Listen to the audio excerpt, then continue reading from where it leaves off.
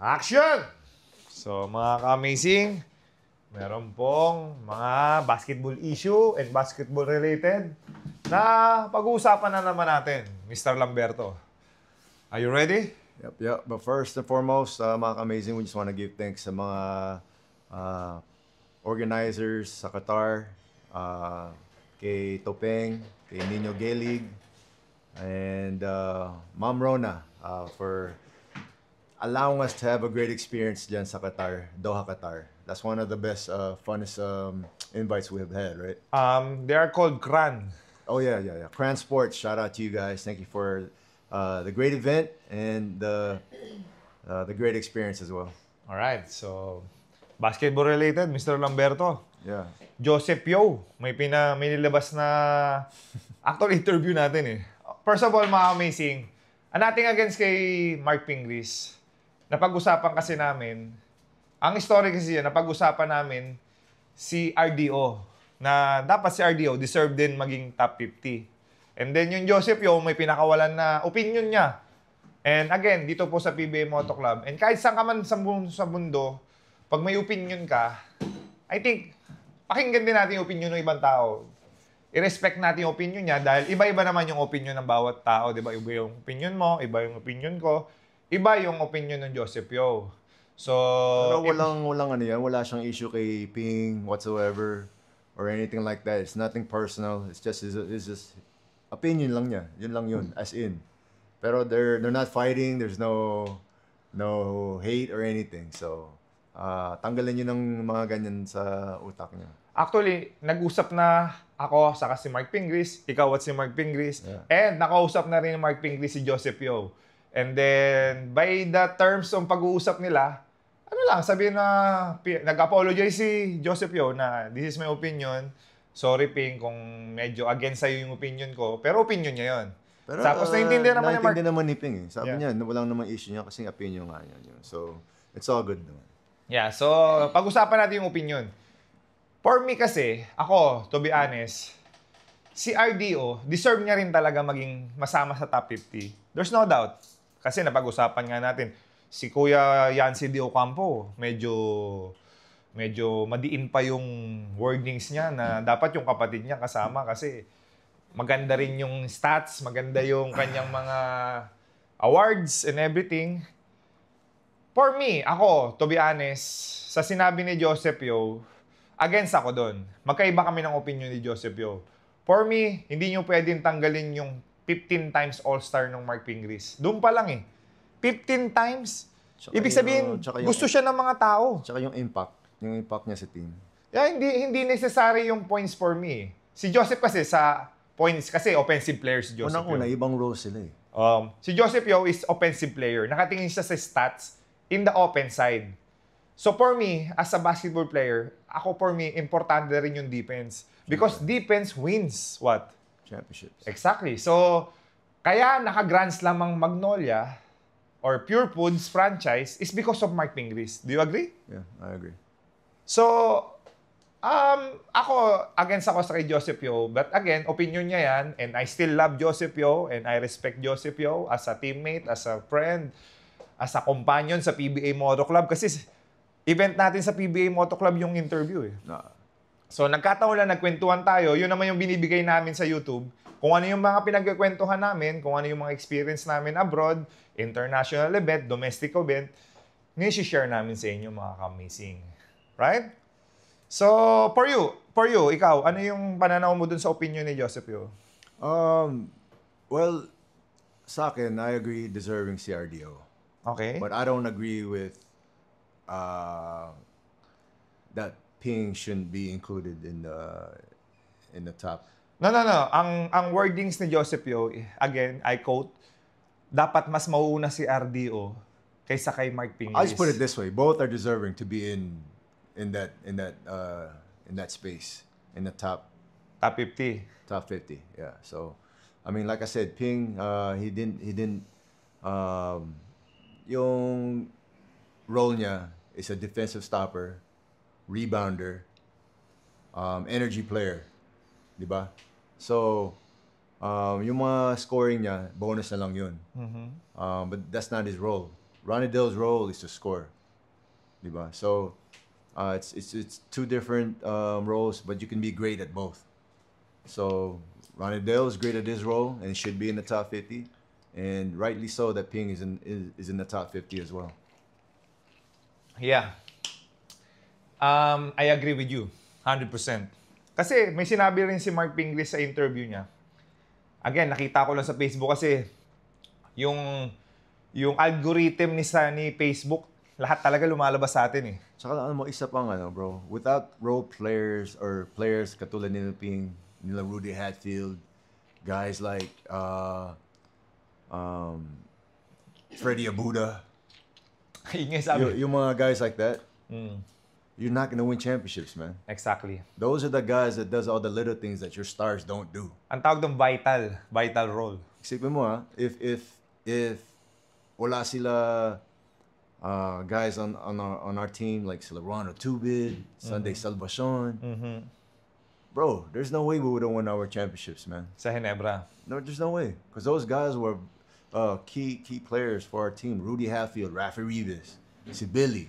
Ang ginagawa nila yung mga small Yeah, things exactly. which matter sa basketball Yeah, game. they do all the small things for us, for me, Mark, and Eric to be able to score. Yung mga backpick, mga screen, mga rebounding, offensive, defensive. So you can't just single out one thing they do because it's not in the stats. Pero there's a lot of things that go into winning games that are not in the stats. Alam mo, may sinabi rin si Pingris nga na sa interview niya. Kasi nga napanood ko. Which is, I agree 100% kasi sabi ni Mark Pingris, if gusto niya naman daw umiscore, kaya niya. Which is, I believe, kasi naging teammate ko si Ping eh. For rookie year ko, sila yung mga naging kuya-kuyahan ko. Sila Kirby Raimundo, sila Romela Ducol, Rafi Rivis, sila yung ahead sa akin in terms of seniority. Nakita ko, pag ibinigay mo kay Ping yung bola, kaya yung score. But the thing is, you know what makes Ping so great? Because he knows his role. If Exactly. you're gonna go out your role, Hindi niya agawin yung points sa iba, kina James, hindi niya agawin kina Kirby. then you're gonna mess up your chemistry na eh. Exactly. Kaya nga, yung sinabi niya sa interview na, kaya ko namang umiscore eh, pero mas focus ako sa defense. And that's the best thing about mas Mark focus Pingris. siya sa winning. Diba? Because if you're sacrificing your points or whatever, syempre you're thinking what's best for the team. And those are the type of players that you want on your team. Yeah. So, there you go, mga amazing. That is our opinion against kami kay Joseph Yo. But, again, we respect. Hindi naman against. We just have different opinions. It's not like we don't, it's not like there's a conflict. Alam mo yun? He has his opinion, we have ours. He could be right, we could be right. He could be wrong, we could be wrong. But there's no, di ba? Kaya nga, kasalanan ko rin siguro bakit hindi natin inedit. Kasi, genuine eh. I mean, tinanong ko nga si Joseph, di ba magkakaisip? Hindi, opinion ko lang naman eh. Sabi naman ni Joseph, opinion We niya should lang. make a big deal when people give an opinion, man. Yeah, It's iba-iba. just their opinion. Everyone has different opinions. Why is it so bad to give your own opinion nowadays? Stop being so sensitive, man. Yes, sir. Alright, so of course, Mark Pingris, we love you. Joseph Yo, the ninja, we love you. May kasabihan nga tayo, only a ninja can kill a ninja. Tama ba? George Shout out to George Joseph, man. We had so much fun in Qatar. Sarap din kasama Sarap Joseph. We had fun with Joseph Yo sa Qatar and marang mga event namin na padating, domestic, international, most likely, pag gusto nyo kasama yung Joseph Yo, please let us know. Kasi yung mga organizer pumipili ng mga lineup na gustong padala sa iba't ibang. Joseph, sabi ni Gako, hindi ka na raw sasama sa mga next events. Si Boss Gako po na-decide. So, tapos na tayo kay Mark Pingris and Joseph Yo. That is our opinion. Sino yung na-snub ngayon? Na-snub. So, ibig sabihin, sino yung wala na pwede nating idagdag ngayon sa top 60? So, ang daming mga comment eh. Bakit daw wala si ganto? Kesyo wala si ganyan? Bakit daw nauna to? Ganto, ganyan. So, wag na tayo magtanggal sa top 50. Lahat yan deserving. Kung sino yung nilagay ni PBA sa 50, Yeah, exactly. deserving silang lahat. Exactly. So, ang gagawin na lang natin, move forward tayo sa top 60. Kasi, after 10 years, saka uli sila magdadagdag. So, sa 10, for me, meron tayong pinag-usapan, nagkwentuhan tayo. na-collect na natin kung sino yung mga gusto nating ipasok, unang-una na si RDO kasi napag-usapan na nga natin. So, RDO, na-snub sa top 50. Let's move forward, ilagay natin sa top 60. Alright, sino pa? LA. LA Tenorio? Oh yeah, man. Ako, to be honest, LA Tenorio, grabe yung pinagdaanan niya in life. Tapos nakabalik siya professionally. He deserved to be on the top 60. There's no doubt. Siya din yung may record na Ironman. Alam mo ibig sabihin nun? Yeah. Longest playing every streak game na naglaro. Kahit may injury, naglalaro yan. Right? Madali ba yon? Ikaw, nakailang straight ka na naglaro ka. Di ba? Pag natapilok ka, Hirap yun. ano ka, out ka for a game. Siya, Siyempre. never siyang nagkaroon ng problem dahil, bakit? Discipline. Siya yung yung lagi nag-stretch, tapos pag nakita mo, buong katawan niya naka-ice yan after the game. Buong katawan, ice. So, tayo, hindi natin ginagawa yun eh. Di ba? Siya, nag-invest siya sa... So, alam niya yung secret sa longevity. Yes. And importante sa karir yan. Siyempre. Ako, to be honest, yan yung gusto kong makuha sana. Dahil kung nakuha ko yung ethics ni For sure, LA ngayon, Tenorio, naglalaro ko pa rin. most likely. Alright, sino pa? Bong Alba. Ooh, Mr. Excitement. Oh yeah. Sa Right? tingin mo, dapat kasama siya sa Top 50? Top 30. Ayan Kasi yung... lahat ng kabas niya nandun eh. Bakit nga, no? I think, nothing against kay, siyempre, tumatakbong counselor yung Bong Alvarez natin. Hindi rin naman bago sa atin na nagkaroon siya ng problem dahil binroadcast niya rin naman. I think nakapanood ko yung binroadcast niya yung problem niya sa drugs. Open siya sa ganun. So yung drugs problem niya, hindi ko alam kung dahil dun. I don't know. That's outside of basketball. We're talking about basketball. So I agree. Yung personal life niya, sa kanya na yun. Pero nga, baka may connect yan sa mga pinipili ng mga boards or yung kung sino yung pumipili sa top 50. Baka gusto rin nila yung may character na gagayahin ng mga tao. But, Bong Alvarez right now, ang ganda ng program niya, counselor siya, kasama siya sa i-ambush interview natin. Pupuntahan natin siya, tatanungin natin siya, bakit ka ba pupunta sa public service? Okay? So, ready tayo. Pupuntahan natin pag lumabas yung motorcycle natin. Mag-ride tayo, ibibideo natin going sa kanya, and interviewin natin siya. Okay? Bong Alvarez, mga ka-amazing. For me, ako, opinion ko to, dapat kasali rin siya sa top 50.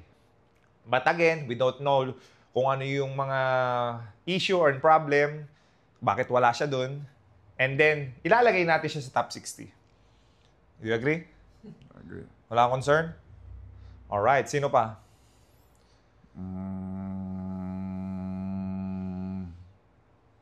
June Limpot. Animo Lasal. Animo. Ang tawag sa kanya ay Mr. Mainman. The Mainman. June Limpot. Di ba merong The Mailman? Sino si The Mailman? Si Karl Malone. Karl Malone. Sa Pilipinas, merong The Mainman. June Limpot. I know, isa lang yung championship niya and... Maybe that's the reason why. But, yung impact niya Yeah. sa fans, Pero, sa mga ako tao. kasi, championship plays a big role, man. Yeah. Diba? Actually, Gary David, pwede mo ilagay. Kung marami siyang championship. Gary David. Ang problema kay Gary David, sobrang galing niya. Ilang beses siya naging highest scorer Maybe. sa, Yeah, anong maybe. tawag doon? Scoring champion. Scoring champ. Maybe, but I think that's the reason why they're not in it. Kasi championship plays a big role for your Career. For your career. Kasi championship rin yan. Yan yung goal as a Kasi, basketball player. That's the pinnacle. Diba? Kung nilagyan mo si Gary David ng at least 3 or 4 championship, i-consider ko siya sa top 50. Tama? Right? Okay. So, there you go, mga ka-amazing. And, meron tayong bagong balita na lumabas. Justin Brownlee, positive daw sa weed. Sa weed ba? Dati pa yan eh. Men, positive daw siya. Lumabas. Hindi naman bago tong balita na to. Positive si Justin Brownlee. And as our import, he's my import in the ABL. He's your import for the longest time. What can you say about this issue? This is sad because nag-represent ng Philippine team natin yan. Dapat, mahal natin yung Justin Brownlee. Very unfortunate. Yeah. Nasa rules kasi sa Philippines eh. But, sige, may rules tayo sa Pilipinas. Pero bakit legal sa Canada? Bakit legal sa Amsterdam? Bakit legal sa ibang... Bakit sa Pilipinas? Sa US. Legal. Bakit ang big deal ng ganyan? Bakit sobrang big deal? Feeling ko pag naging legal, maging peaceful ang Pilipinas. Downer eh. Actually, ma-amazing. Ang Canada, ako, I'll be honest, nag-try ako sa Canada. Legal eh. Right? So, nag-try ako sa Canada, and hindi naman nakaka-enhance ng basketball. Di ko nga alam bakit big deal. Kasi, pag tinake mo yan, I think hindi ka pa walang advantage eh. That's the law eh. So, whatever the law is, you just gotta abide by it. Yeah. Tsaka, damn. I don't know what to say. Hindi, I mean, ako for me nga, hindi ko naman kino-compare yung Philippines sa ibang bansa. Bakit yung Canada, bakit yung Europe, bakit yung ibang mga countries. Sa States, may mga California, Canada, Denver. Daming states. But iba-ibang states meron ding bawal. Hindi naman lahat. So kaya nga, sa basketball world nga, bakit sobrang big deal? So, yun nga. I think it's because of, diba, like you said, these guys are role models. Yep, diba? that's true. So, yung trabaho mo is to influence yung mga younger generation to stay away from those things, right? Yeah. So, I think that's where the issue comes. Parang kailangan mag-set tayo ng good example to follow sa younger generations. And maybe that's why naging big deal yan sa China or kasi alam mo naman China is very conservative din eh. Yeah, Philippines is a conservative country. So baka maybe yun ang reason kung bakit. Alam mo, mga amazing, of course, this is news. We don't know kung ano yung side of the story. Mas better kung si Justin Brownlee na yung sumagot if bakit or kung anong nangyari. Kasi it could be fake news, we don't know. may probability kasi, I think if I'm not mistaken, yung tinake ni Justin Brownlee is for the pain. May probability. Kasi ang alam ko, pwede mo siyang i-take pag merong kang medical problem. If may masakit sa'yo. Actually, weed's medicinal. Exactly. So, baka naman medicinal there's yung paggagamit. Mga ibang doctors nagpo-prescribe niyan. So, Okay. May issue sa anxiety, alam ko may issue sa mata. Dami mga ano yan, yung parang benefits. Pero baka nga kasi ang problem, na-take niya dun sa city Yeah, na pwede. na pwede. Then, Kasi, pagpunta niya sa China, bawal pala. And then, nasa system mo pa. Yeah, it stays in your system kasi for 31 month yun. Yeah, that's the reason. So, wala tayong magagawa doon kung rules ng China, pero pwede sa ibang bansa, pwede sa States. And then, si Justin Brownlee, ang alam ko dyan, sumusunod sa batas yan. Sobrang bait na tao niyan. Sa lahat na naging import ko, wala akong masabi. Anong tawag doon? Hands off ako kay Justin Brownlee. Tatanggalin ko yung sombrero ko. Tatanggalin ko yung sombrero ko kay Justin Brownlee sa kung paano niya makipasama sa mga teammate niya, sa coaches niya. No doubt. Right? No doubt. Alright? So, there you go mga amazing. That is the concern for today's basketball issue by PBA Moro Club. Special shoutout kami ngayon sa Pocari Sweat, the official drink of the PBA Moro Club. And, of course, Beast Motorcycle Tires and Cylon Tires for supporting PBA Moro Club as well. HJC, Full Print Manila. PH. HJC number 1, ang aming helmet. Full Print Manila, of course, ang jersey maker ng PBA Moro Club. And magkita-kita po tayo sa Tarlac sa April 12. And sa Ibaan na Batangas po sa April 19. April 26 naman sa Rosario, Batangas naman po. Mag-a-accept ng PBA Moto Club Challenge. Kakalabanin natin ng Selection All-Star ng Rosario, Batangas. And ang international event natin, of course, mga amazing sa mga taga London and Madrid. Madrid. Yes, favorite place mo yun. Baka nakapunta dun. Oh, First time. it's gonna be an amazing trip. Yes, sir. June 1 po sa London and June 8 sa Madrid.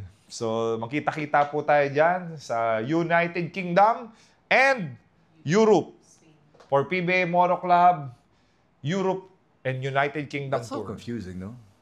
Nakukonfuse ako dun. Sa UK. Medyo ano nga sila eh, hindi na lang sila magsama. Dalawa nga yung visa eh, magkaiba eh. Kaya nga. Magkaiba ang visa ng UK, magkaiba ang visa. lang yun. Schengen. Ang tawag kasi sa Schengen visa, Schengen yung isa visa. UK visa. Right? So makita-kita tayo mga amazing. Excited kami makita kayo mga taga Europe and United Kingdom. Sana magkita-kita tayo dyan. And huwag niyong kalimutan, in life, mga ka-amazing, always remember, always stay amazing. May miss kayong pagkain sa Qatar? Mismo yung pagkain sa katawa. Mayroon yan dyan ah.